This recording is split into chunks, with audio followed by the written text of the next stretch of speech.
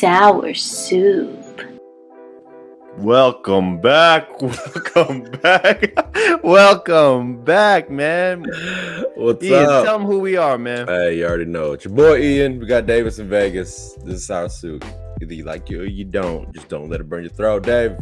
Hey, you know what I forgot last episode, but I'm not gonna forget it this time. Hey, make sure to hit that like, subscribe, and bell icon. Make sure you guys share this episode. All right, it's gonna be one of those just bro episodes. Okay, it's not gonna. We don't got a baddie today, but we do got a bad man joining us.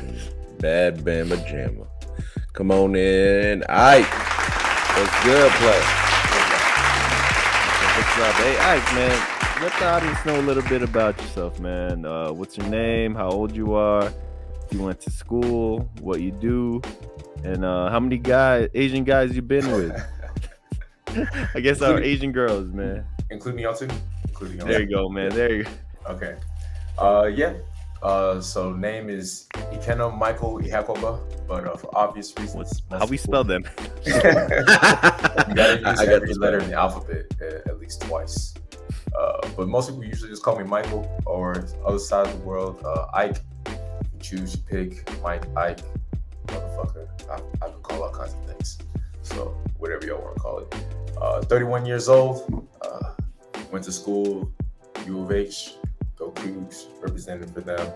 Did biology at first with them. Realized I didn't want to fulfill the African promise to my parents. Become a doctor. You didn't become a doctor either, huh? I didn't do it. I'm a failed experiment. Did computer science instead, so I do some software integration stuff now. That's good too, man. Yeah. No shame in that. To African parents, there is. Yeah, a little bit. What did you do? Yeah. You came through here. Yeah, it's bad. It's bad, man. I'm serious. It's real bad. It's like in life, you only have 3 choices: engineer, doctor, Lord. or you're a failure in life. That's the only things we accept. That's it. That's the only thing. It's very similar to us too, man. Yeah. Oh, you didn't answer the last question, man. Yeah. Oh, all the guys, Asian guys specifically, right? No other races or anything else like that. Not including you two. I lost count, man. I can't. It's too late. Asian girls, man. What Asian girls? Asian girls. Yeah, count's been lost on that too. It's been the numbers on that's been fluctuating. He's got the yellow fever. I'll take the pause. Huh? He's got the yellow fever. Brought a lot of dishonor to your family, huh? Yeah, I told him, I was like, what can I do to piss marry them off? Like, are your parents big on you being with a Nigerian woman? Yeah, I'm supposed to marry like a Nigerian princess. Like, I don't think my dad cares, to be honest. He don't really say anything in terms of love life or anything. But my mom for sure is like, look, I remember this when I turned 30.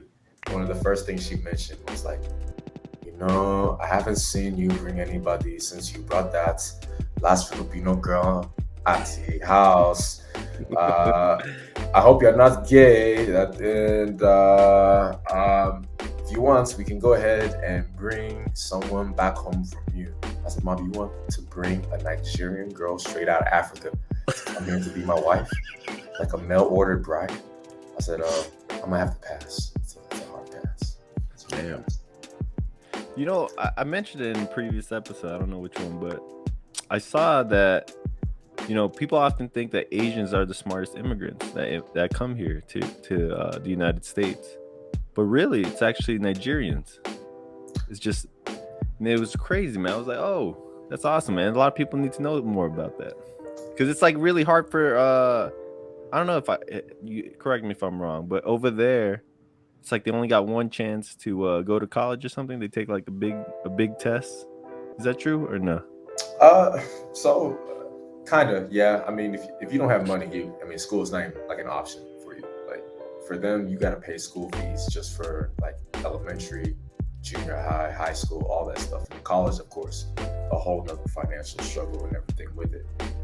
They just don't have the same opportunities. Like even if you get the same degree and everything over there and stuff like that, try to come over here. It's not the same thing. It's not the same thing. But kind of like what you said. I think that's like for a lot of immigrant people in general, right? Like when you try to come here or your parents bring us here and give us that opportunity, like, hey, you got to make it by any means necessary. If I got to beat your ass to make sure we get there, that's exactly what we'll do. So if any intelligence I have or any other Nigerian person has, I think a lot of that just comes from just ass whoopings. We didn't have no other option. We're not allowed to be dumb, essentially. So were you born here or over there? No, I was born here. I be acting silly sometimes. So people be thinking I was born there. Like I tell people my goat story, and they're like, "Oh shit, you were born there? You were like eating goats and shit?" I was like, "Nah, man, I was born here. I just every now Hey, and whatever we gotta do to get that scholarship, you know what I'm saying? Hey, you can eat goats here too. Yeah, You can Goats eat good, goats man. here too. Goat's good. milk, man. You ever had Goat's goat? milk. I can't do goats no more. Yeah, it's too much trauma with the goat. You're looking at a goat. You're looking at a goat, man. Looking at the goat, which one? I see two. Oh shit! Hey, there you Hey, go, what there up, you bro? Yeah, you're right. What do we got, man? No, a lot of yeah, you're right. People that are coming over from a third world country, they know the struggle. They know how hard it was. Like you said, just even going to school is a privilege, right? And a lot of kids here that grew up here, born here, they don't understand that struggle, so they don't know. They don't, and I think a lot of that is the reason why a lot of people don't work that hard, right? Because they're just like, everything's there. It's not a big deal. Like my parents are here for me, take care of me. Next thing you know, you're gonna be fucking living on the streets. Yep. Dave, what were you gonna say right now? No, I was gonna say what we got, but no, we could go off of that. So, do you guys think that usually, you know, if I immigrated here, so that wouldn't make me first generation? No, that would be my kids. Yeah, your kids would be first generation. So, do you think like that mindset, the farther along it goes, like people end up having a more weak mindset compared to the first people that immigrated here? You mean like they get complacent?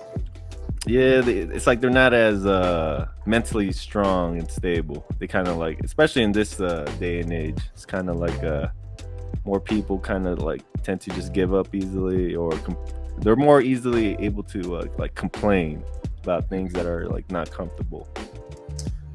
I think it goes back to this thing of like hedonic adaptation. I learned about this thing where basically you get used to a certain lifestyle, a certain set of something, right?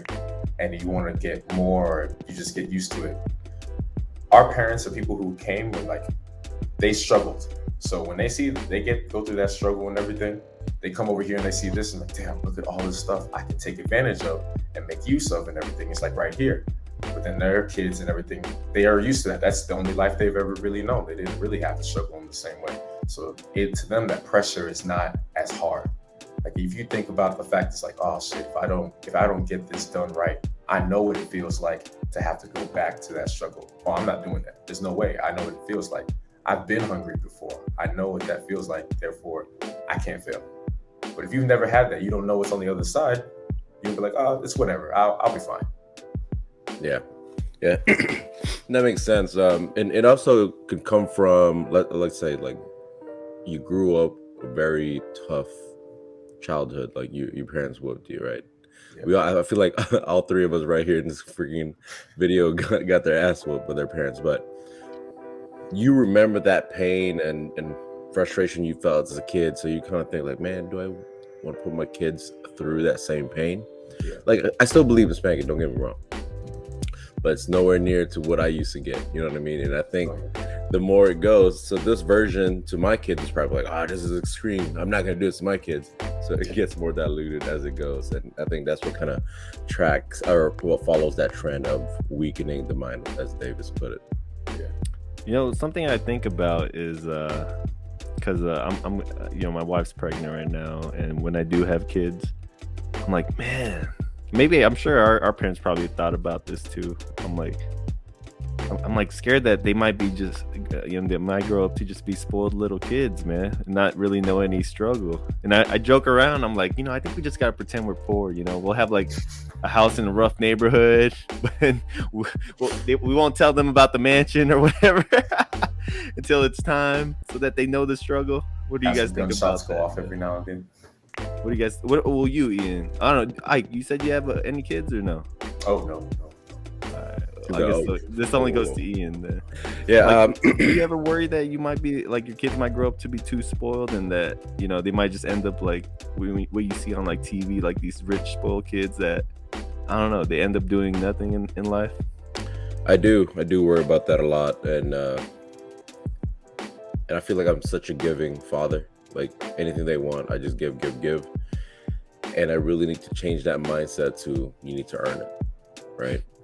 But I guess it's hard for me because that's how I grew up. It's like I almost want to give in always to them, and it's a problem. But I start seeing it with my younger kids, like Olivia especially. Man, she a little brat, she a little asshole. But at the same time, do I really want to course correct the assholeness? Because I know she's gonna benefit from that down the line, right? So I think I saw a clip one day that said fathers with a little girl with attitude, please do not change that, because that will help her get through life, I think. So I do worry about it right now. That I don't even know what to do with it. I'm just like, here you go, take my wallet, do your thing, girl. Maybe balance, huh? The balance is hard. Finding that balance is hard. It's hard because I guess that's how one way I can show love outside of like telling them I love you or holding them in my arms. But yeah, I guess that's how I give love, through gifts. What about you, Ike? What did you learn from your parents, man? Or what do you think you're gonna if you do become a father? Like, how do you think you'll be raising your kids? I don't know, man. I think I also struggle with that sense of like Ian talked about, right? I still believe in like spankings, beatings, whatever you want to call it. But at the same time, I know what that did to me psychologically growing up with my own parents and stuff like that. Like, I love my parents. Like, I have like, of all the tattoos and everything I have, I only have one, and it's like dedicated to my parents. And like, I would not obviously put their like names on my body if I like didn't love or care for them or anything else like that. And, like, if I had like my enemies' names just to make sure I never forgot them and shit like that. But I told myself growing up, I knew I was like, I never want to be like my father, because the way it was, like, I would have like real fear for him, the way that he just would get mad about certain things. Like, I would have like nightmares about this guy. So growing up thinking like that, I was like, I don't want to be like him. I'm not going to do that. I would never do that to like my kids. But as I got older, I was like, damn, I get it. I'm not saying what he did was right. I'm not saying he did it the right way, but I get it. And I feel like I would probably fall into those, like, the same mentality, because there's things I told myself I would never do like him. And I look up and I'm like 31 now, and I'm like, damn, I sound just like my dad. Dude, I know exactly what you're talking about, man. Yeah, like kind of like what you were saying. We all got beat up. I mean, like, because the dad's job is usually to be the disciplinary, right? And I kind of know what you're talking about, Ike. Like, dude, me and my dad, we would always bump heads. We would fight. And yeah, I would always think about it. It's like, I hate this guy, man. When I grow up, I'm never gonna treat my kids like this. Yeah. But yeah, when you actually start to grow up and you start to realize, like, you start to get it. Yeah. It might not be the way you might not exactly copy what he did, but he was actually preparing you for life, especially as a young man. Like, dude, it's rough out there for a man, and we've been trying to me and Ian have been trying to really show our audience that for a guy it's hard. Life is not gonna. Life doesn't. The life we live now, it doesn't care if you are gonna just cry, mope. You got to make something out of yourself, and the world's tough. So your dad was just toughening you up. That's what I kind of learned. You made me think of this comedian Russell Peters. He's telling he's doing a stand up, and he says, "Man, he's like, I grew up with some Nigerian friends, and one day we were just hanging out, and his dad was like, 'Hey boy, come here.' Like, 'Yes, Dad.' Smacks him. Like, 'Oh, what's that for?' 'Just in case.'" Just in case. I remember that. I remember that. I actually watched that stand up. But no, it's real. I think I forget how the exact quote for this thing goes, but they're like, tough times build tough men, and tough men build peaceful times. but peaceful times build soft men. So, like you it's said, a I mean, cycle.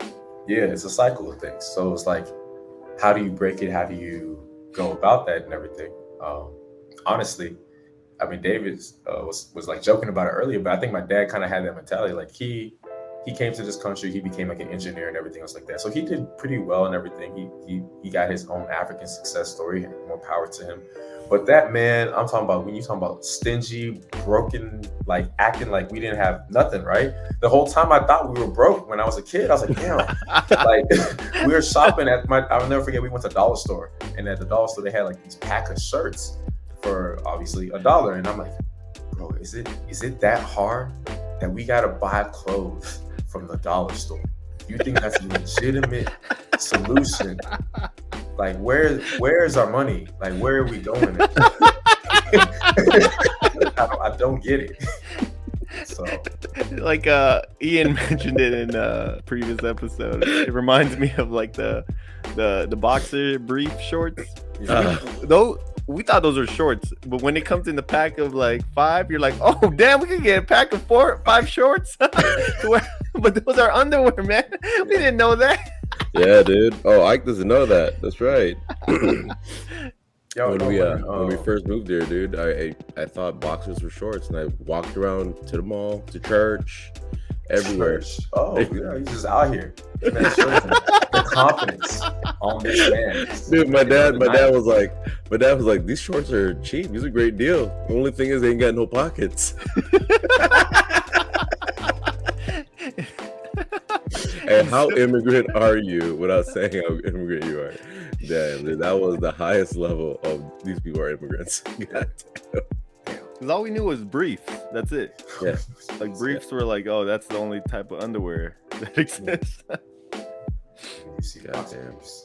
Yeah. Well, yeah, when you start watching, you know, all the hip hop, like BET, and you saw the rappers wearing it, you're like, oh shit, I've been doing this wrong. Yeah, I was like, wait a minute. Why are they wearing shorts under their pants? Yes, under their pants. Oh my god, dude! It took me a while to understand that. I actually did that. Well, the shorts under the pants thing, that was weird. I did that like you know, because we used to sag our pants and stuff like that, you know, back in the day and stuff like that. My mom would get. I remember the day that she first saw me sag my pants, because I couldn't do it at home, right? So I would wear my belt and everything, but then I would like walk out and I'll take my belt off and I'll let my pants sag and everything, you know, to be like everyone else. There was one morning, I guess I just forgot, and she saw I was sagging. She's like, are you sagging your pants? And she's cooking in the kitchen, like pot on the stove, grabs it and just chunks it at me as I'm running out to go catch the bus. But the point of that is really just, I was like, when I was bagging my pants, I wore shorts under, partially because I was like, man, I can't have people seeing my underwear and shit like that. That was just weird for me. So I wore basketball shorts under my baggy pants like all the time. Oh yeah, man, you're always ready to play basketball. Oh yeah, on site. It was on site. On site every time. I can't imagine that, dude. I can't imagine how uncomfortable and how hot that must get. Wearing basketball shorts under your jeans. Yeah. No, but it was baggy pants, dude. It wasn't skinny jeans like right now, dude. Yeah. Imagine wearing skinny jeans and basketball shorts. Oh, it'd be different. I tried. I couldn't kick the habit when I got to college and I started. Oh, you were still doing it with skinny jeans? I still tried to. Oh, I tried shit, to. Man. It didn't work out. Oh, you didn't get the freshman 15, huh? It didn't work out. Oh no, that came a little bit. No, but hey, if you guys didn't notice, the baggy pants are coming back in. Yeah. Like I knew it was gonna come back. That's why I kept all my stuff. I'm not jumping the trend, man. I can't do it. Because like the baggier my pants are, the shorter I look. I'm already short, so I need every chance. You need that optical illusion. Huh? That's why I wear short shorts, all 5-inch inseam. You know what I'm saying? So gotta show them thighs. They're always coming out. Makes me look a little bit longer, and I'll take it. Hey, but you have nice calves though, Ian. That's like, God is fair. It evens out. God is fair. God is fair. Like my calves, you can't even talk about them. I'm too big for legs. I can't grow it. I've tried. So I'm like Filipino guys got calves, and You black guys got the big. We'll trade, man. Let's trade. That's why Ike slouches. That's why Ike slouches, man. He's walking around he's really taller than that, but just it's too much weight. He's like this. Well, I hope you get back problems, man. How tall are you, Ike? I'm about like 6'3". God damn, man. Give us some. I wish I could, man. I wish I could. It comes with knee pains, though. It comes with a lot of knee problems. Knee pains. A lot of problems. Your heart, they have the surgery. You can do that surgery to get tall. I don't know what the hell they take. Yeah, man, but I'm going to have to be walking forever with, crutches. Hey, but you can be taller. They've improved that, though. They've improved that, I think, the method. Oh, you've been thinking about it? Every night. Every night. You gotta embrace what you got, man. I've been saying in the show. Look, it doesn't matter how tall you are, man. If you're short, dude, all you gotta do is rack up your stacks and stand on them. Now you're tall. That's it, man. Or like what Joke always says, you gotta have good credit. Gotta have good credit. You got bad credit. It don't matter. You gotta have that good credit. Gotta have good credit. Oh my god! But speaking of struggle, we were just watching the show today called Alone. Fucking crazy. So the premise of the show is that they put you out there in the middle of nowhere, and you have to survive 80 days on your own, and they're like in grizzly country. You get to pick 10 things. So some people pick like axes, saws, bows and arrows, and a group of people go out, and whoever is left standing, the last one standing, wins $500,000. So the way you can get off the show is you either say, hey, I quit, you turn on your GPS, call in, like, hey, I can't do it anymore, or you become unhealthy, so you lose too much weight. So we were just talking about earlier, actually, that this dude planned for it. Is this a mixed gender and everything? Yeah, guys and girls, yep. And you just by yourself. No teams. No teams. By yourself. You gotta figure shit out. And some of these people get fucking creative as fuck. You guys remember those fucking YouTube videos with two Asian guys making little pools and fucking lagoons with just mud and a stick? Dude, that was me, bro. I would have won that. I would have won that competition, man. But dude, these people, fuck, dude, they built cabins, a smokehouse, like fucking chairs. It's fucking crazy. Like the last guy that won last season, he had his GoPro on him, so he shoots this fucking I forget what kind of animal this is, but he shot it with an arrow, and he was dying, and you see him running, pulls out his knife, he's running, jumps on top of the animals, like fucking kills the animal, dude. Do all these people have like experience? Like being outdoors? Yeah, they have some experience. Like a lot of them, like they either grew up and their dad took them out all the time. That makes sense. Camping, hunting, and all that. So, and then some people just know about like herbs and shit, so they know what to eat out in the wild. But it's pretty crazy. I don't think I could do it, bro. To be honest with you, especially because they do it in the winter. Dude, that doesn't sound as like tough though. That doesn't sound as tough as the other show I was talking about, the Naked and Afraid. Oh, that's what I was asking. When you were talking about, I was like, what do you get to bring? Because I think with the Alone one, you get to bring some stuff. Yeah. The Naked and Alone one, I think you literally got nothing, naked man. And alone. It's wild. Well, no, I think you have a partner though. You're not alone. You partner, yeah, but both of you guys are not experienced with like being outdoors at all. I've never watched the show. Tell me more about it. Well, I haven't really watched the show, but that is the premise. Like you guys, it's two people, random people. And then, it's like usually they pair up a guy and a girl, and it's like, oh shit, in the beginning you're like, all right, what's up? But then I guess like towards as the show goes on, they get annoyed by each other. Or, I don't know, they start struggling, going starvation and everything. So I feel like that's a lot harder than compared to the Alone one, because it's like you don't got experience, you're naked, you didn't bring shit, you got to make everything yourself.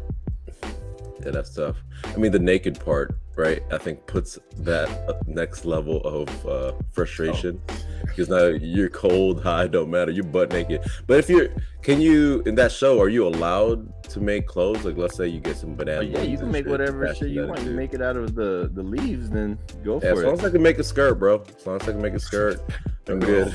Hawaiian shirt. You pulling it up, Dave? No, I'm pulling up something else. But you guys keep talking. No, like what you said, they start getting annoyed at each other, because relationships are really, it will get challenged based off of the struggle, right? So like you guys think everything is good to go until you start dealing with some struggles, and that's when you really know, okay, is this relationship really gonna work out? Like with Kat and I, I was like you already know that I told you a little bit, but I put Kat through some struggles, and she stuck around. So that told me like, okay, shit, she's real. She's a real one. Have you ever been in a relationship where you kind of faced with something that pretty much broke the relationship because it showed you the character of that person? Are you asking as a question? Yeah. Ooh. Faced with something.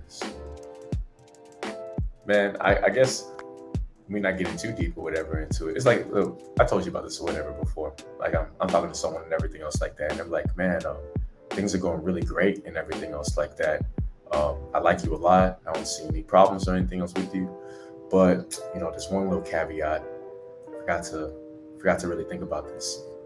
You're black, and I don't think my parents are gonna be down for me dating a black. Oh, who said that? You said that? No. It's they're saying about me. They're saying about me. It's like I thought you said that. I was like, oh shit. Nah, I mean, I don't know. Shit. It's like, oh shit. It's like self-hate. Nah.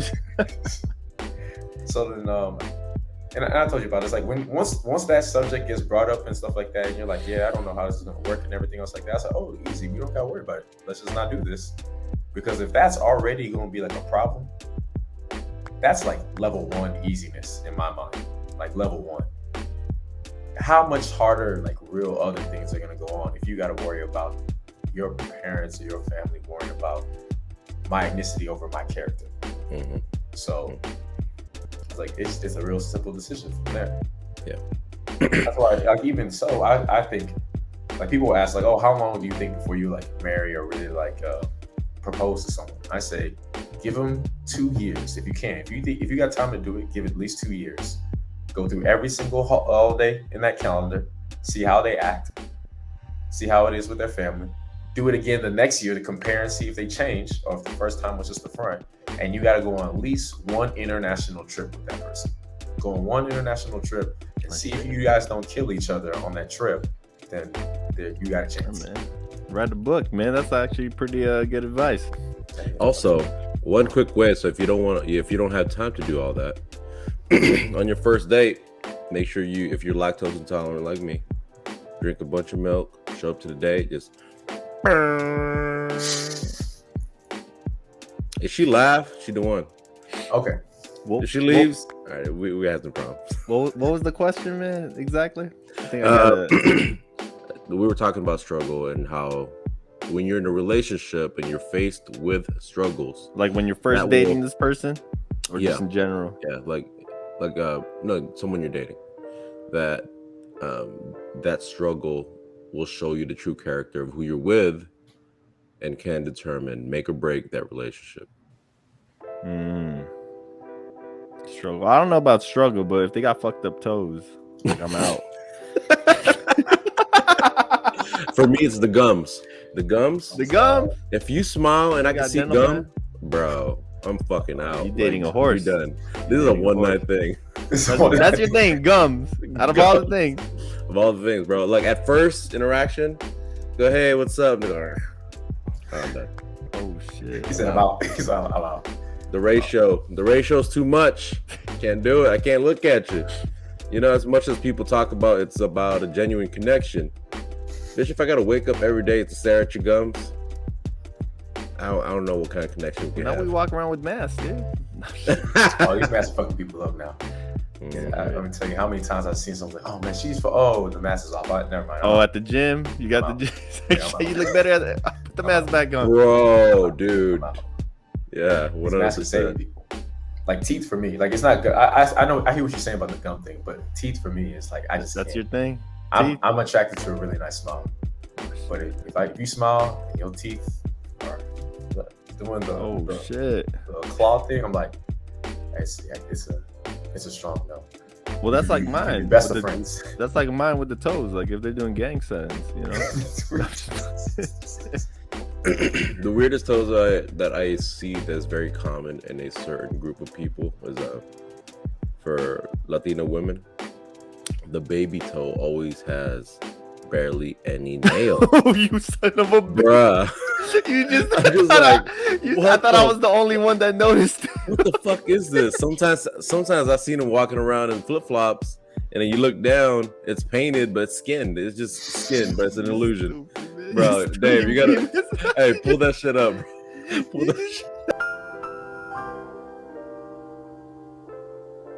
It's like hardly shit, dude. It's hardly shit. Like, is that a deal breaker right there? I had never even thought about this before. Yo, man, I don't know, dude. I thought I was like the weirdest one, dude. But I ain't gonna dismiss that, man. It's just, Hey, she like, hey, baby, I like it when you suck on my toes.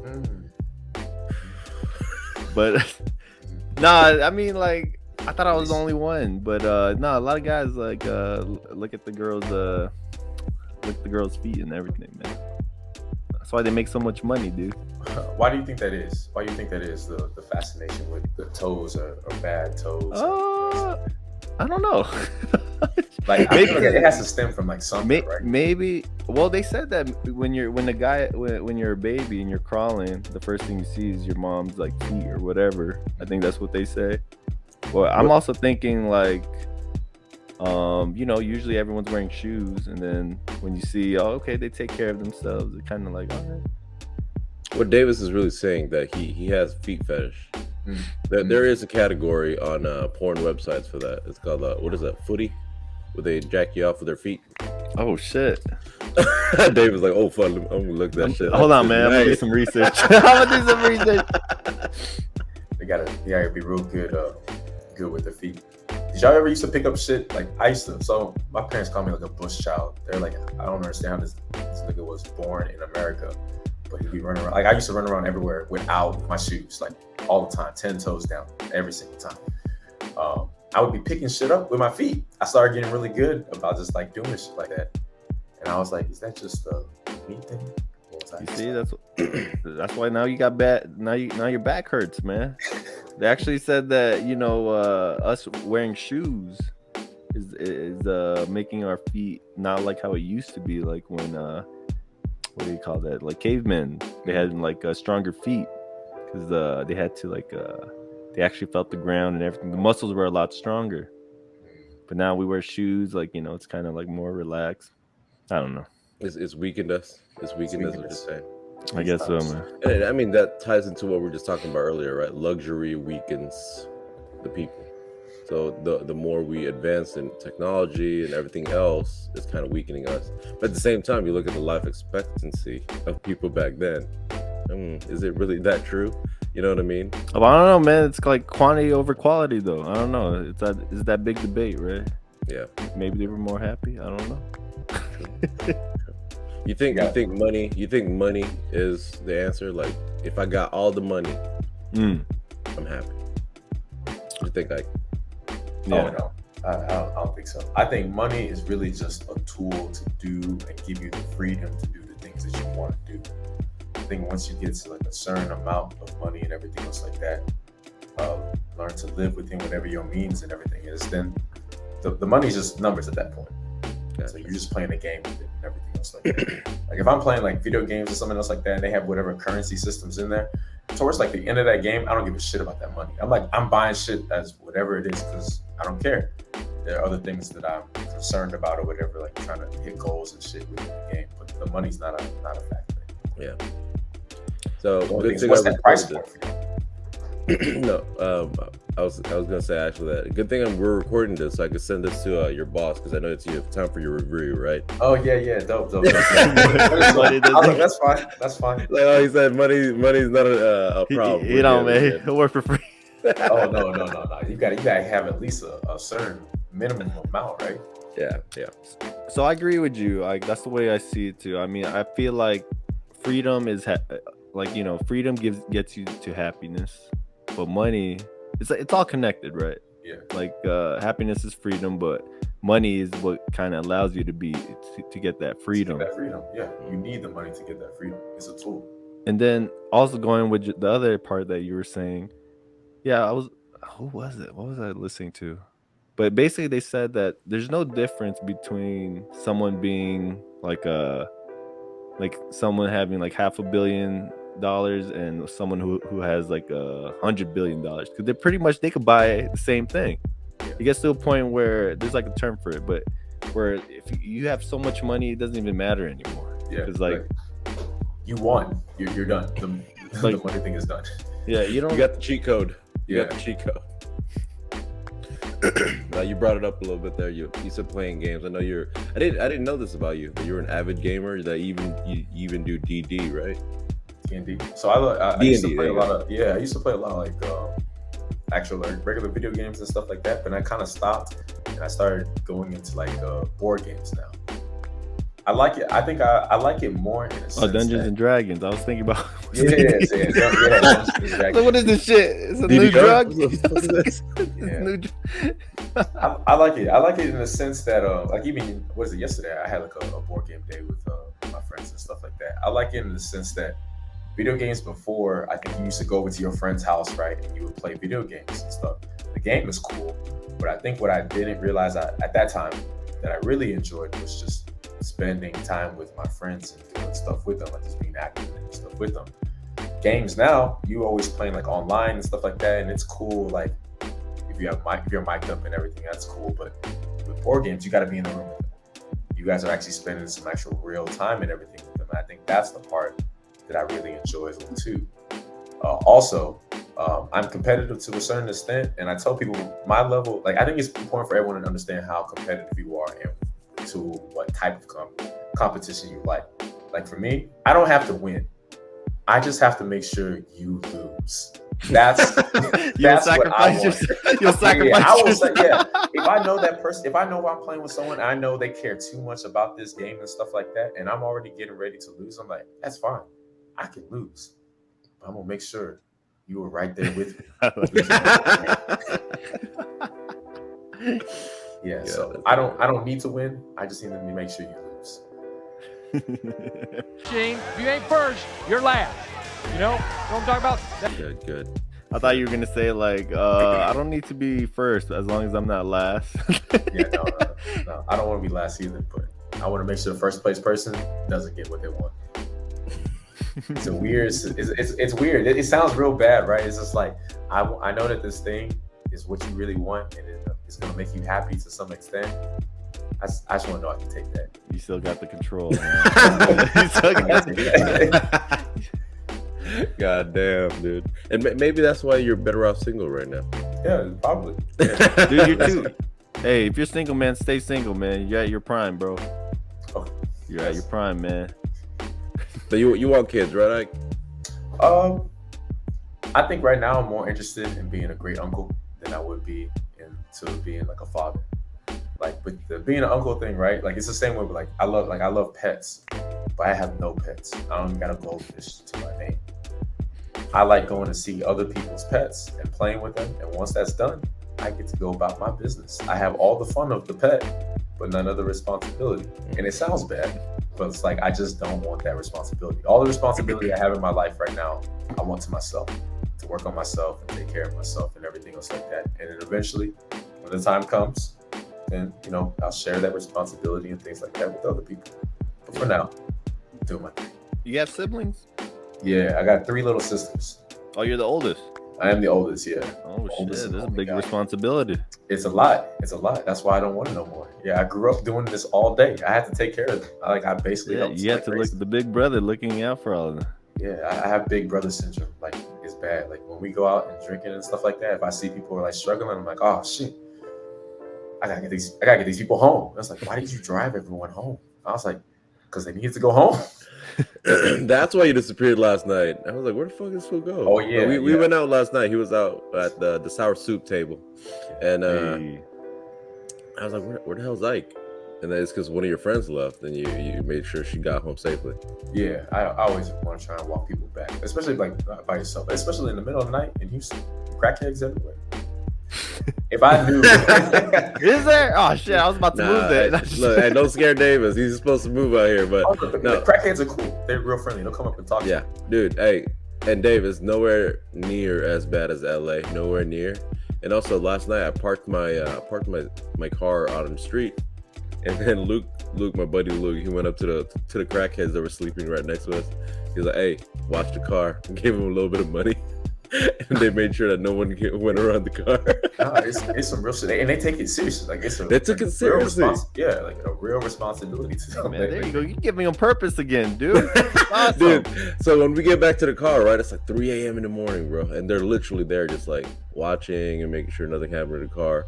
And then they're like, hey, we did it. We took care of it. I was like, oh, thanks. You guys did a great job. All right, we'll be back next week. Yeah, see you again. Can you put that down in your tax? Like, that's an employee right there. I'm just it's a 1099. It's 1099. That's cool, man. That's actually a good tip. It's a real thing. It sounds funny, but it's a real thing. Like, you give them a little bit of money, give them some purpose. Oh yeah, hey, you tell them, hey, I'm gonna be back next week, same time, same day. Save this spot for me right here on the street. There you go, bro. They will lay out. They will lay their life down. Just put a tent right there. No one could park here. Shit. Like, I'm here, I'm pulling up. Oh, dude, that's actually pretty smart. They come up, they start cleaning the car a little bit too. Yeah. Oh fuck, dude. Okay. Oh my god! But going back to you being a big brother, and with sisters no less, I can't imagine being a brother because I only have brothers, and I can't imagine having little sisters. I think I would have been in fights all day, every day. Was that your case? Not really. It wasn't as bad as like a lot of people think and everything else like that. My dad's pretty big.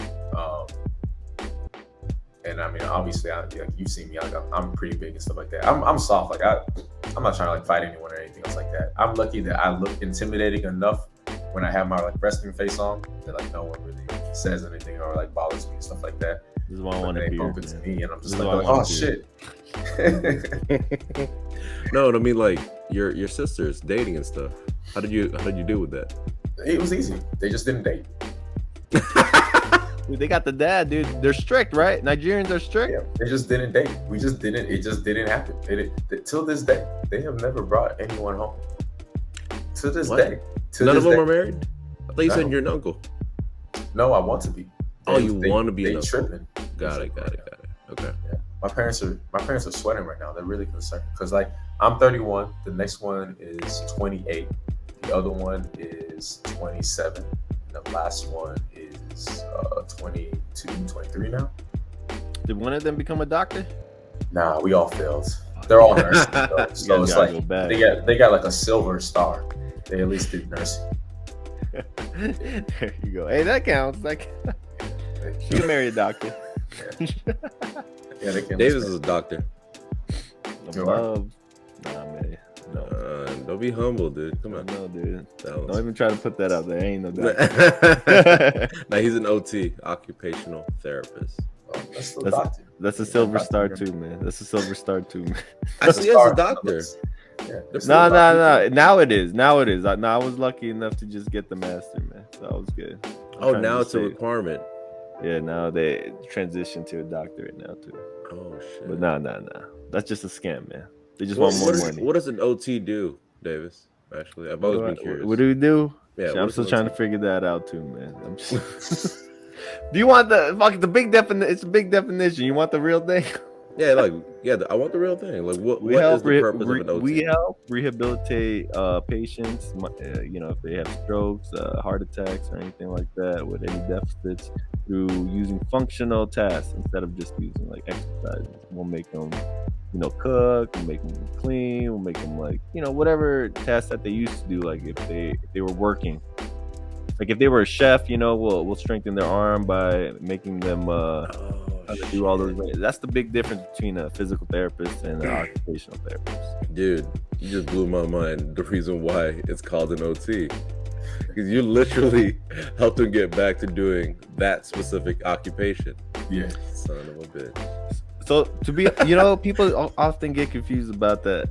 What occupation means, and they always think that that's the recurring joke. It's like, I don't work anymore, or like or something like this. Like, I don't want to work on my job, but really, occupation means anything that you feel that's meaningful, any activity.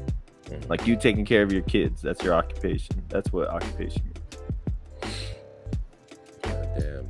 You like, doing this, that if that's where you find purpose, then we're gonna strengthen that arm up. You know what I'm saying? We're gonna like Dr. Davis. I got tennis elbow. But it's only one elbow. But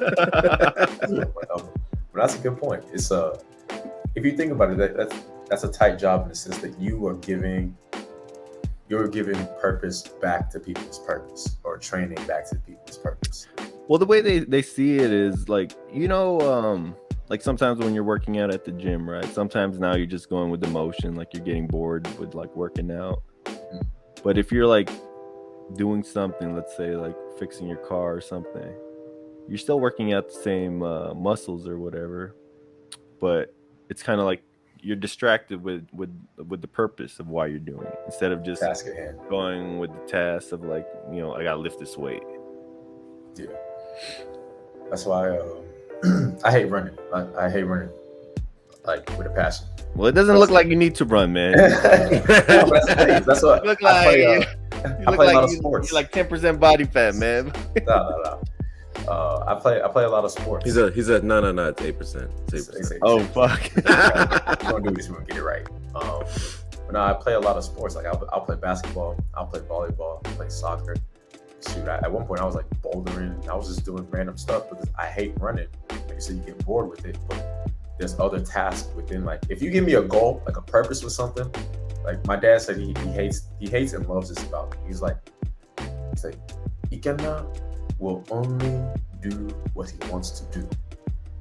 You're so smart, but you're so dumb with everything else in your life. But basically, he's saying just like, I only want to do the things that I'm interested in doing. Like if I'm not interested, he says I fail like crazy. Like I'm just not doing well. But if I'm interested and I'm passionate about that thing, like he's like, who can beat you at that point?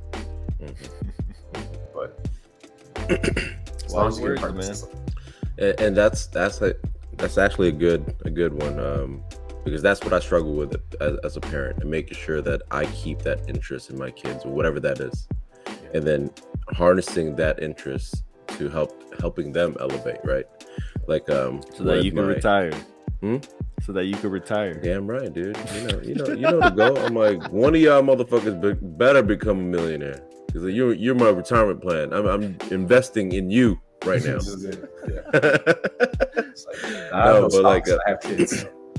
The second eldest right now, she's struggling with school and stuff, and I'm still trying to identify like what piques her interest. How can I make this interesting? Just like you said, like if you're not interested, you're not going to be passionate about it, and you're just not going to want to do it. My eldest, I was able to establish that interest in studying in school, so she excels. She's like top 2% in the nation. She's smart as shit. Yeah. So it's easy for her. It's almost like she can do it without thinking about it. She just excels with school. And the other one, that's not her interest. So obviously she's struggling with that. And then as a parent, you got to find how you can make something as boring as reading a book be interesting to that child. And that's the tough part. What, talking about, since we're in the subject of school and everything, what do you guys think about school? Hate it. Yeah, I hate it. Dude, I think because we're, and I get where our parents came from. They were immigrants, and to them, all they knew was school is the only way to be successful, And when you don't know anything, you're like, because that's what you see on TV. That's what people tell you. Man, like, I just think school's a scam now. Like, they don't teach you how to freaking be rich, how to make money. All they do is teach you how to work for somebody. Like, you know what I'm saying? Yeah. While like the people who are actually wealthy, like, dude, they're like learning other stuff that, it's kind of just within their network. That's what, like, I feel like that's the real education that we gotta like harness and give to these kids. Put a class in there of like how to freaking do taxes. Like, there's like finance classes, but then they don't even teach them anything. You're right.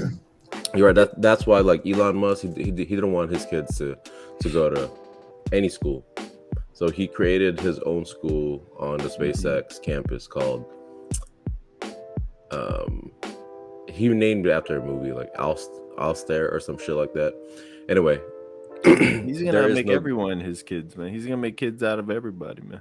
Yeah, he's gonna impregnate all these girls. Bro, he's trying to create an army, the Musk army. But in that school, there's no like grade. There's no like kindergarten, first grade, whatever. It's based off of that child's interests and intelligence. So they'll make the kid take a test, and that test will tell them like, oh, this kid is more artistic, or this kid likes science, math, whatever that is. And then their curriculum is then built around that. And to get put in the same class with other kids with similar interests. Do you think that method is good? Because now you're all in the room with pretty much people just like you. I don't know. I feel like you're too young to know exactly what you want. That's a good point. Like, what if you change? Like, right? We're never always going to be the same people. Like, you look back for either of y'all 10 years ago. Are you the same person you are now? You have the same interests you had. Yeah. But I'm just. He's like, I mean, but my search, searches has changed. You know what I'm He has more toes. He has more toes. Yeah. He's ambidextrous now. He's like, all right, I'm getting tired. Switch it. I go both ways. It's easy. I go both ways. Yeah, I agree in the sense that it's cool. I like that. Like, I enjoy learning, and I think a lot of people, for the most part, do actually enjoy the process of learning.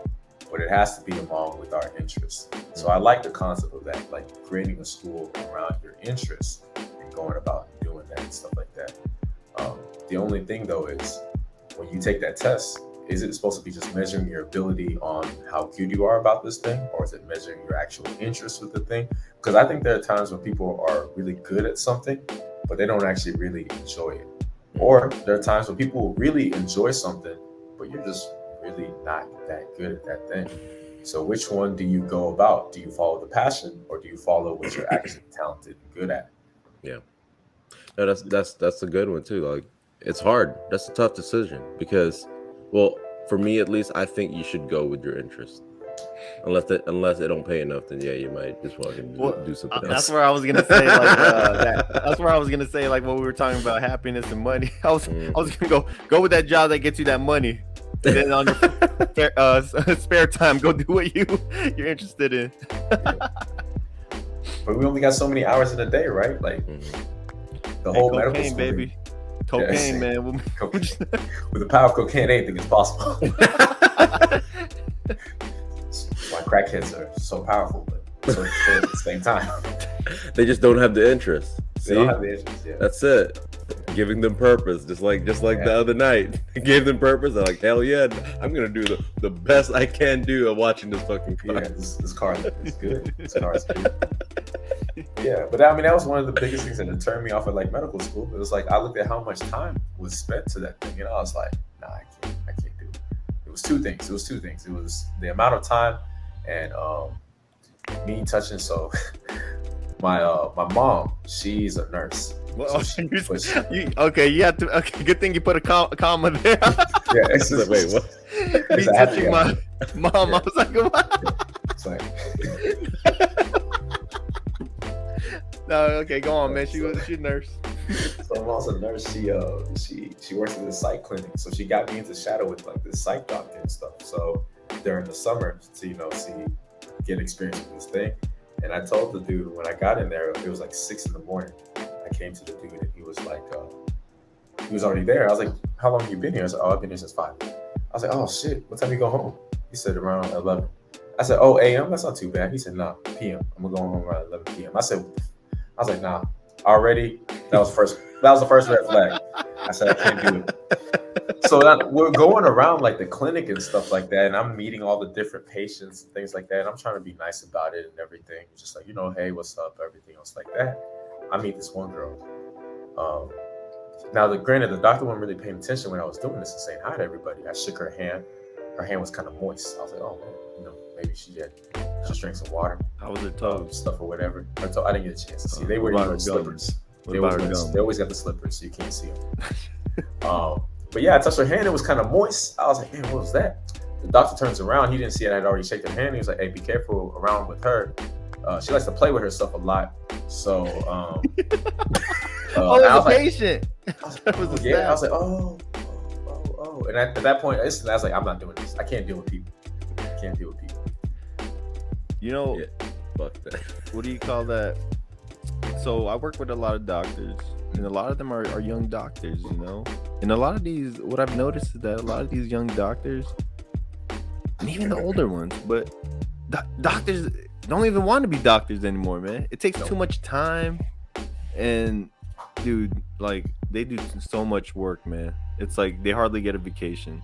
They're working 7 days and they're always on call, and it's like, I mean, I give them, that's why they make the big bucks and they have all the respect. But at the same time, they don't get to enjoy that money. That's what I'm saying. Significant other, or like for their kids. And that's where I was gonna go next, right? Like, you know, in this podcast, we talk a lot about relationships and, like, you know, what girls want and stuff. But the one thing, like, I think a lot of girls, you know, who want to date like doctors, lawyers, and stuff like that, like successful men. One of the things that they don't that they don't think about is that when you date a successful guy like that, a doctor, you're not gonna be really spending a lot of time with them, man. They're gonna be busy. Yeah, you're gonna enjoy the lifestyle, but I don't know how the relationship's gonna be. You know, unless they're a plastic surgeon. Those motherfuckers, dude. Because like, my wife's thinking about getting her boobs done, right? So we went in for a consultation. It was kind of exciting, actually, watching another man grab my wife's titties. Oh shit, this guy is stupid. What's that called? There's something called cockhold. Yeah, there you go. That's it. No, all jokes aside, but this guy, he told me that he only works 8 hours a day. So if that one surgery is going to take him 8 hours, guess what? He's done. And he's making a shit ton of fucking money. So there is a caveat. So that's why, like surgeons, like plastic surgeons, dermatologists, those are always like the ones that are a lot of doctors, like medical students, want to go for. But those are the hardest to get into. Like, they're very competitive to get into that specialty. Like dermatologists, all you gotta do is pop a pimple. That's one of the specialties that make the most money. But it's so hard to get into a program where they specialize in that because it's so competitive. Imagine all you gotta do is pop one pimple. There it is. That's it. You're done for today. And you just made how much? Oh shit! Yeah, you gotta take out your competitors. That's it. Oh, there you go. Hey. I don't have to win, but you are not getting into this program either, motherfucker. You touch me, you're gonna plant some crack. I'm just sprinkle a little crack on them. That's the way. That's the way to win. I actually thought about that, sprinkling crack on people at one point in my life, but I was like, you know what? I need to be bigger than this. So I gave the crack to a crackhead. That's nice. It's very charitable. It's very charitable of you. That's great. That's great. So, like, what do you look for in a girl, man? Oh man, so I'm. Are you traditional? Are you I don't know. I'm what you call a sapiophile. A savior father? Sapiophile. It's someone who is attracted to intelligence. So if you are smart, that's like a huge thing for me. Now don't get me wrong. If you ain't attractive to me, if you ain't attracted to me at all, it's not. It won't happen. It's just not gonna work. Yeah. You can't look like Quasimodo. Yeah. You can't. So attraction is the first thing, though. Yeah, like anyone, any guy, right? That's what we're trying guy. to say. Attraction is like the first. It's what do we see? Like, men are super visual creatures, right? I'm not. Now people want to say it's shallow or whatever. I don't care. It's like, if I gotta do this with you for this time period, or potentially maybe even for the rest of our lives or anything else like that, I have to be physically attracted to you for this to start off to go anywhere. Yeah. Now, don't get me wrong, you could be a 10 and we got bad conversation. It's not gonna go anywhere either. But that you gotta have at least a first level. So like I'm saying, I'm not saying I'm looking for an exact 10 or anything else like that, but at least 6s, 7s, they'll pass through. We'll talk in the conversation, everything's good, then we're great. You got a good smile, your toes and everything are on the right place and stuff like that. There you go. The way I pick a partner is, I think about like what my kids would look like with that person, because my dad instilled this in me, dude. Because like Filipinos, like the natural Filipinos, they're not very attractive people. They're very ugly. And so my dad, man, speak for yourself. Fuck you. No, you're not. Dave, you're mixed. You don't look like. I ain't mixed. No, but man, that's relative, man. Man, listen. That's you don't look like man. a typical Filipino, Dave. You're good looking. But listen, you know I'm Davis. You know I'm right. No, man, don't talk about my people. No, hold on. Listen, let me finish what I was saying. So my dad instilled this in me. He's like, hey, telling all the boys, right? He's like, when you guys pick your partner, make sure it's an upgrade of you, and it's not gonna be kind of diluting what I did. Him making us, because we're so goddamn good looking. Nothing. All right. So. But what happened? All right. So my question is, you guys ever saw that meme of like it was like an Asian family portrait? And it was like the parents look good, but then the kids all look busted. Oh. And it was because I don't know if it was true. I think it was true, but it's because the girl got she had plastic surgery, and then the dude ended up suing. Yeah. Wanted to sue them. Yeah. Well, what happens if it ends up like that? I'm gonna need some origin photos. Origin photos. I'm serious. Either that or here's another thing. Look. And someone gave me this tip, and I've always kind of taken it to heart in a sense. Look at the girl's mom. Because whatever the mom looks like, that's usually what she's gonna end up looking like when she gets older. And if you're cool with that, then you're good. But if you're not, shit. My girl's gonna look like a dude. My girl looks like her dad. Dude, there's how do you feel about the dad? Bro, I saw he's not in the picture, so I don't know how he looks. I gotta go search him now. Oh damn! Oh shit, he still look good. Dude, I was watching this skit, and the skit is girl bringing the guy home to meet her parents, and so when they show up, the girl looks exactly like her dad, and he can't get over it. He's like, what the fuck? So later on that night, they're like, hey, let's go to my room. We could get busy in my high school, when I was a kid, in my room. And so he goes in there, and she starts getting naked. All he can see is the dad, so he can't be with her. As he broke it off. Yeah, he was like, fuck this, I can't do this shit. That reminds me of a question, like this conversation that me and my coworkers were talking about this week. I was asking them, could you date a girl or a guy if you're a girl, whatever preference? Could you date a girl that has the same name as your mom? Because that happened to me, and I was like, there was nothing wrong with her. She was an attractive woman, but dude, she had the same name as my mom. And I was just like, look, I can't. I just couldn't. Hey, can we change your name? Can we legally change your name, please? You can have a nickname of something else. So what's up? What do you think, Ike? I think for me, it would be weirder, not my mom, because I don't call my mom by her name. Like, I sometimes forget what her actual name is. It's my sister's. I've met girls who share my sister's name, and I'm just like, it's enough. Does all your family have like African names?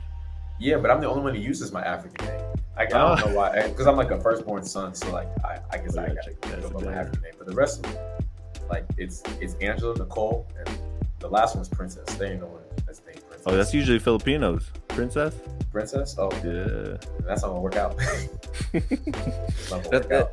When people get those names, man, it's tough because you got to live up to that name. Yeah, You know? it'd be fucking with him for sure. Yeah. It'd be fucking with him for sure. And I don't want to deal with it.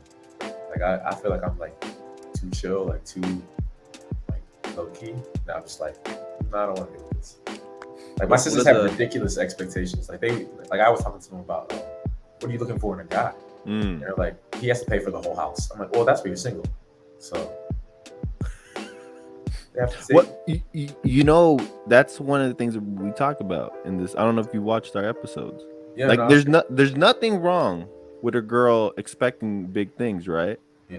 But at the same time now, what are they going to be offering that high quality guy? You see what I'm saying? Yeah. Because, you know, like what's more rare, a pretty girl or a successful guy? that's true. So Pretty it's girls like, all you know, over. pretty girls are all over, man. So it's like, what are you gonna, you know, and then, you know, what me and Ian have been saying, and I don't know if you want to agree with us, but usually guys don't care about what girls make, like how much money they can bring, because in the end, the guy is gonna be the one that ends up still taking care of business. So now it's not your money, and it's not your looks. So what else are you gonna bring? Like, what's gonna make you stand out? So that's what we try to like ask these girls, like, what's gonna make you stand out? What are some things that y'all think that girls can bring that if they're not for their looks or their money? I'll speak for myself. Mine would be someone who's feminine, who brings me peace, who cooks. Like a lot of and who I know would be a good mother to what do you call that, to my kids or our kids. Those are like just the 4 things that I asked for. Me, I don't want peace. I want problems. Always. Problems. No, but I think for me, the biggest one is peace, man. Like, if I just spend a whole day working and I come home, I want to be able to just like decompress. Like, let me decompress. Like, I don't want to be put to work as soon as I get home from work. You know what I mean? Like, all right, now you got to do this, because now you're home. I want that peace, like what David said. And on top of that, peace, not so much just as having tasks or things to do, but allowing me to be me. Like, let me be me. Don't make me change. That's peace to me. And then I can be in that relationship. So Yeah, that's important, because most of the time girls try to change who you are, but then at the same time, it's like there was a reason they were attracted to you in the beginning. And the more a girl tries to, like, you know, change the guy, that's why, you know, you're not supposed to let your girl do that, man. Never lose yourself. Never lose yourself, man. That's how they make you soft, man. You know, And you quick gotta tip. keep the edge. Quick tip, guys. If you're already out and you look at the clock, it's already 1:30 a.m.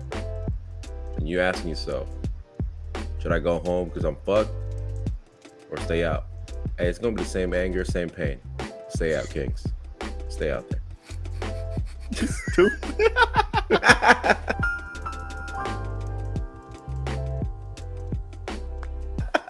You're already in trouble. So Yeah, you're already in trouble. Nothing's gonna make this better. Look, just enjoy your time while you're out. Enjoy your night. Just enjoy your night. What about you, Ike? What do you think a girl could bring that would make her stand out? Man, I mean, I agree with the whole like the peace thing's like a huge thing, but at the same time, I kind of already get that, right? Like being single, like when work is done, I go home. There's no one there. It's super peaceful. Trust me, it's hella quiet. So like I think about it as just like if another person is there, like I think just the value of having good conversation with someone who accepts me for me, someone who also still helps push me to grow as well too. Like I think I value someone to be a really great partner, more than just like the regular like maternal needs and stuff like that. But even still, like with having conversations, like there's sometimes I come home, like you said, you want the peace and everything else like that. I don't want to talk all day sometimes. Sometimes I just want to just sit there and chill.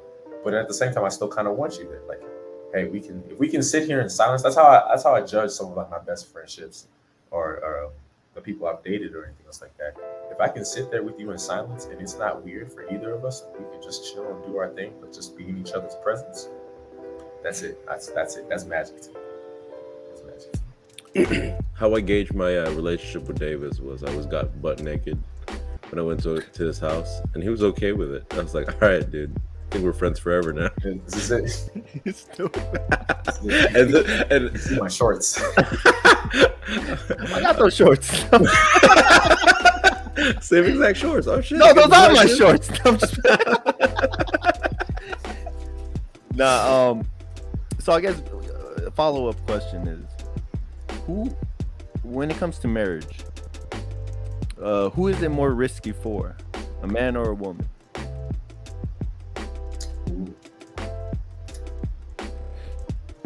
I think society would say it's usually more risky for the man, right? Like they're the ones that are providing everything else like that. They're the ones who usually, for the most part, bring in the most amount of income and everything else like that. It's changing now though, right? Because like previously before, women weren't allowed to have like even like their own bank accounts and everything else like that. They weren't the breadwinner of the household or anything else like that. The guy was meant to provide. Bringing in a woman, if they get a divorce or anything else like that, she's taking half this man's assets. That's wild, right? Half. Especially if you didn't help build anything. It's one thing if you came in when y'all were both broke and y'all built something, and then it was that way. But if he was already a successful man, you came in with just a pretty face and it broke things off. You ain't pretty. I don't care how pretty you are. You ain't 50% pretty of my assets. So I don't care what it is. No, interesting. You brought up like how it was back in the day, because you're right. For many things, men are typically the ones that are the breadwinner. They're the ones doing everything, and then the woman their role was to take care of the kids, take care of the house, right? In our household, my mom was the breadwinner, but they still had the very old school mentality of like the woman is still the keeper of the house. So my mom would work 6 days a week, and she would come home, clean, cook, prepare, wake up extra early to prepare breakfast before work. And my dad just kind of just fucking sat. No, man, but you ain't saying the whole thing, man. Your dad was doing sketchy shit that even though he wasn't, he was a breadwinner, bro. He just didn't want to disclose that, man. He was doing under the table bread. Under the table bread. My mom was bringing the over the table bread. He brought in the crust. Where'd you get that crust from? Yeah. God damn. Yeah, so I mean, but it is definitely different now, right? Like back then it was different. Now women can have successful jobs. There's almost nothing a man can do that women can't do, and everything else like that. So in saying that, in the same breath, I don't understand why I still have to pay for dinner. I don't get it. I don't understand. I just didn't do it. Man. Oh, I know we talked about this. That's what I'm saying. Yeah, and I'm with you on that. I don't understand why I have to pay. Now, if you're just doing it as a nice gesture and everything else like that, if I'm the one that suggested the date and wanted you to come out, it's my treat. But if you want the date and you say, "Oh, let's go to this place," I feel but how many times do girls actually initiate for the first date, man? They don't. Most girls man. don't. Yeah. See. Now you fall in that trap. Hey, you asked me on a date, right? Or should it be like, hey, you want to go eat somewhere together? If you phrase it that way, that meant like you're paying for your own meal. Yeah. I'm not paying for your shit. We're gonna be together, but we're doing it separately. Yeah. At the same time. But no, I judge that. If I'm talking to a girl and stuff like that, and she doesn't bring up like a suggestion for like a date or anything else like that, I guess we ain't gonna do anything. I don't want it to be like it's always just like on the guy. Like especially now, I believe in the whole feminist movement and everything else like that. But if we want that equal rights, we have to have that equal perspective of things. If it's truly the same, right? I should be able to suggest a date. You should be able to suggest a date. I can help pay for food. You can help pay for food. See, that's what it was supposed to be, right? Like the original reason for the feminist movement. But then ever since like after the first wave, the second wave, and the third wave came in, it was like the women just wanted more. Aftershocks? Was it earthquake? Aftershocks? Oh shit, man! It feels like it. I'm like, dude, you guys already won. What else are you guys fighting for? Like, no, for real. Like, you know, it's like a lot of like I talk to a lot of these women, and they're always talking about, you know, women's rights, feminists, and all that. But then I ask them, like, in your lifetime, have you ever really been like, you know, experienced like some kind of sexism or any struggle like that where you didn't get what you actually wanted? And the majority of them will say, no, I got everything I wanted. So that's what I'm trying to say. Like, what else are you guys fighting for? And then, like, even when they say the whole pay gap thing, man, that's already been debunked. Google even made a freaking a research on it, a study, and it showed that even in the corporate setting, women made the most nowadays. So it's like they already won, but yet they still trying to play this like, yo, man, we want more and more and more, and that's where kind of like the reason we made this podcast is like, because of that, it's made a lot of men weaker now. Like it's kind of like made that mentality of you know, like kind of like what our fathers had. You know, it was kind of like they had that more strong mentality, but now it's kind of like breeding like a lot of weaker mentality men. I don't know, what do you guys think? It's actually like what you touched on there, Davis, the sexism piece. Out of the two, right, I feel like men get the most out of that. We just don't care about it too much or make any noise about it, but it's always like, oh, you should do that because you're a man. You're the man of a relationship, you should be doing that. What is that? Isn't that the fucking definition of sexism, right? Or being sexist, right? Mm-hmm. But we just kind of accept it, right? We're just like, not a big deal, I'll just fucking do it. Like, y'all seen that? Okay. No, go. What's that? No, I was like, y'all see that video that's been going around of the girl whose birthday it was? She brought like 18 of her friends and was mad at the dude because he didn't pay for all of her friends for the dinner. No, I didn't see that. So she called him broke. Just like, if you broke, just say it. I'm like, you brought 18 more friends to your birthday. Expect for this dude to pay for all. He paid for hers, but he didn't pay for all of theirs. That was in Miami too. If that was in Miami, each one is like $200 to get in. No, man, that's what they're expecting nowadays, though. Look at that. We're gonna edit this out. No, 2016. In 2016, they tried, but they still do not have a final decision on whether women should be required to register for selective service. Dude, I remember that day when I got that letter, bro. I got that letter. I'm going to war. I was freaking out. No, I wasn't freaking out about going to war. I was freaking out at the fact that I was an illegal immigrant at the time. I didn't have a fucking social security number. How'd they find And I was like, oh shit, they're gonna deport my ass. That's what I was afraid of. I was like, fuck, I'll go to war. Take me to war right now. Just don't deport me. What? Oh, you weren't legal at that time? I wasn't legal at that time, man. It was like, dude, I was harboring a fugitive, man.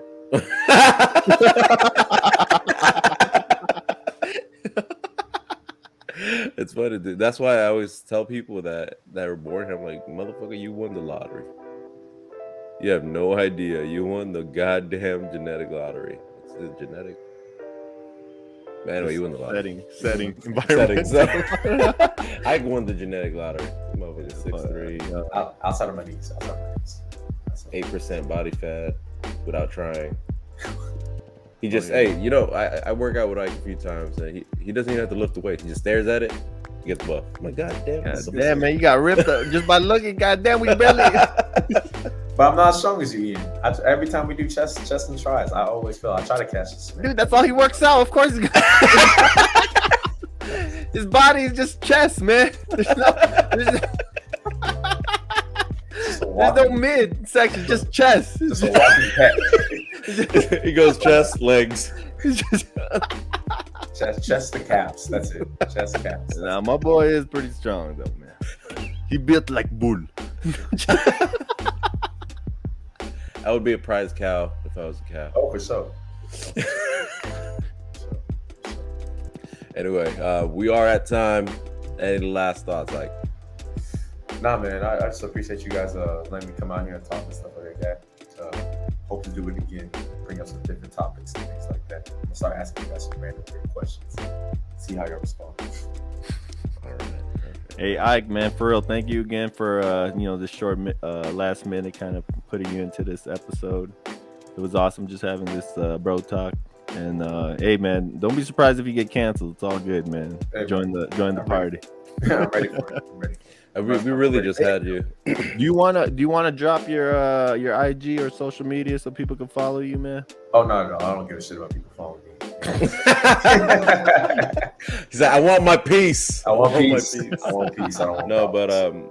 but yeah, we just had to have Ike on here because we needed one black person at least one time. So. Yeah. Now you're not racist. Officially, now you're no longer racist. No longer. We needed some street cred. You know how like That's it, Justin that's it. Timberlake did it? No, Justin Bieber. He had Oh, yeah. Usher, so look at him now. That's all we're trying to do, man. Shit. We're looking for our Usher. There you go. I'm trying. But yeah, no, real talk though. I appreciate you jumping on the show, Ike. Good conversations, good times. So I appreciate you. And with that, Davis, take us home, baby. Hey everybody, it's that. Where is it? Where's that button? Where's that button? All right, we are gone. Cause I'm a island boy.